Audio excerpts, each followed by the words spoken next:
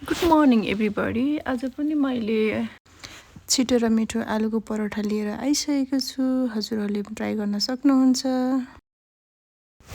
अब म चाहिँ बनाउनको लागि रेडी गर्दैछु, हेर्दै जानुहोला।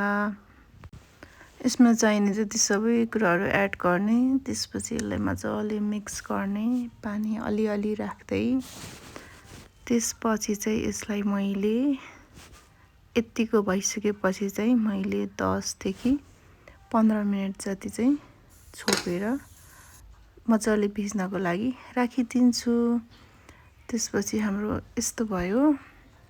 अब यसलाई चाहिँ डाइरेक्ट प्यान बसाल्ने, प्यानमा थोरै ओइल एड गर्ने, आफूलाई अब घिउ तोरीको तेल के मनपर्छ त्यसपछि यसलाई सानो सानो बनाएर बनाउने। र हेर्न सक्नुहुन्छ यो चाहिँ पाकेर रेडी भइसक्यो। एकदमै नरम र मिठो भएको थियो।